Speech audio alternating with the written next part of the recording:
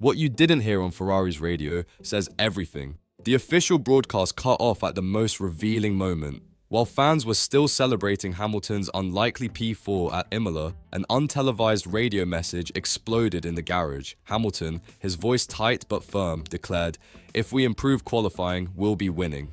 Pause. That wasn't just optimism, it was a message, a code, a direct signal to the team, and a veiled jab at the heart of Ferrari, their chronic Saturday failures. In the race, Hamilton was surgical, passed Leclerc and Albon in the final 4 laps like he had something personal to prove. And he did. The leaked radio confirmed it. He knows victory is close, but it demands more than motivational speeches. The broadcast sold you euphoria, the radio told you the plan. In the next part, we reveal who Riccardo Adami really is, and why he might be the key to Hamilton's Ferrari revolution. Riccardo Adami isn't just an engineer, he's a translator of intentions. Hamilton said thanks. Adami laughed, but not just any laugh, the kind that carries surprise and trust. Over the radio he said, "Those overtakes were explosive." Hamilton shot back, cool and sharp. "Pushing, mate, pushing." Beneath the casual tone lies a rare connection at Ferrari, something Leclerc doesn't quite have. Adami, who previously worked with Sainz and Vettel, was quietly reassigned to manage the British bomb.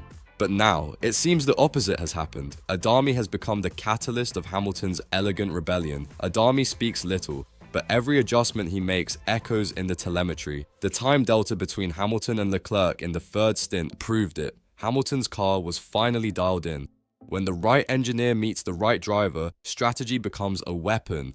Ferrari has race pace, but hides power on Saturdays. Why? Leclerc and Hamilton started P11 and P12 at Imola, at home. For a team that vowed to give in their everything for the Tifosi, it was a calculated humiliation. Because it wasn't a lack of speed, it was deliberate restraint. Inside sources reveal that SF25 has an aggressive power mode that's never fully deployed during qualifying. Why? Chronic issues with rear brake overheating when the downforce is trimmed for flying laps. Translation: the car goes into unstable oversteer and chews through tires before turn 9. But there's a darker layer. Someone at the top doesn't want to fix it. Insiders describe a technical civil war at Ferrari, one side clinging to reliability-first traditions, the other, led by Adami and Hamilton's circle, demanding bold changes. That's why the car looks tame on Saturdays and alive on Sundays. It's not a lack of speed, it's a war over when, or if, to unleash it. Hamilton didn't just overtake Leclerc, he shook the throne. Lap 57. Hamilton attacks Leclerc on the outside at Tamburello. No hesitation. It wasn't just a move, it was a statement. Lewis didn't ask for permission, didn't wait for team orders, and Leclerc? He didn't fight back. After the race, Leclerc's radio? Silence. No congratulations, no great team result, just the sound of a driver who felt the weight of something bigger than a position, the loss of symbolic authority inside Ferrari. Leclerc was once the golden boy of Maranello, but the comparison with Hamilton is brutal, in speed, in strategy, and now in presence. Lewis has already overtaken him in the sprint standings, and after Imola, the gap in the main championship is down to 8 points. But the real shift? Hamilton is the one being heard, and when Leclerc speaks, it echoes, it doesn't lead. That overtake wasn't a pass, it was a power shift. Behind Imola's garage doors, one driver walked out uplifted, the other defeated. After the missed podium, the image was clear. Hamilton, surrounded by mechanics, smiling, embraced by Adami, hope flickered in Ferrari red. And Leclerc, alone, eyes down, until Vasseur called him aside. No cameras, but there were ears, and what leaked is telling. Sources close to the paddock revealed that Vasseur questioned Leclerc's lack of aggression in the final laps. He asked why, if he defended against Albon, he didn't do the same against Hamilton.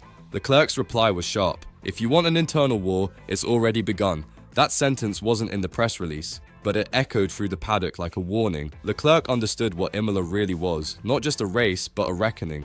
Hamilton arrived as the celebrity guest, but now he's the man commanding attention.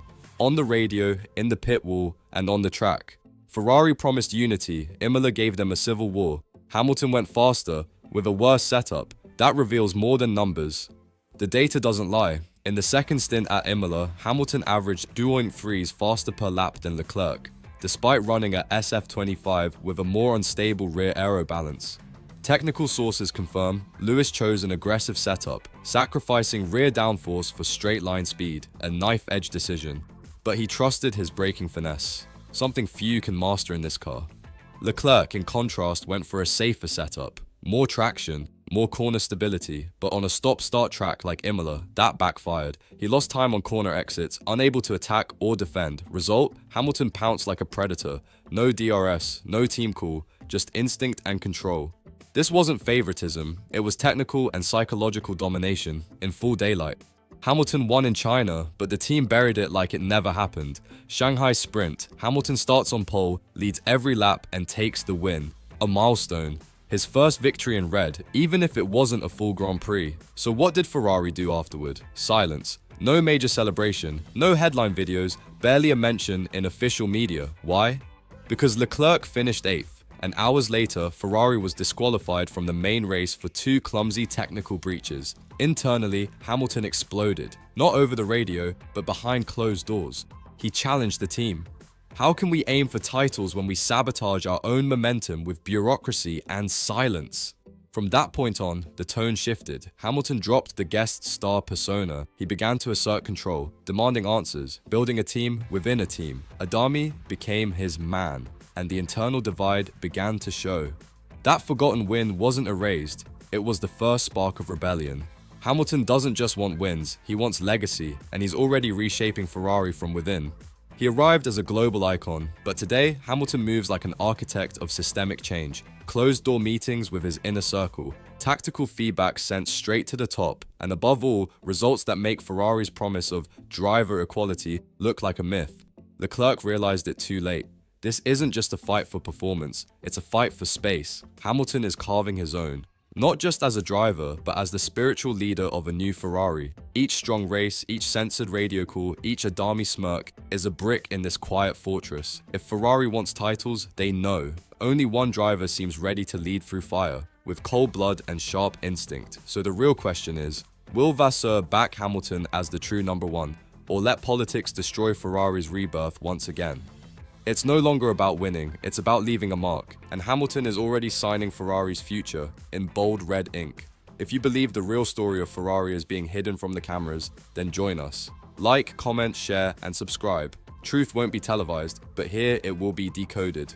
And remember, this is just the surface. In the coming GPs, the signs will get louder. Engineer swaps, strategy calls that clearly favor one side, and a Leclerc under growing pressure, not from Red Bull, but from the ghost of losing Ferrari without ever truly owning it.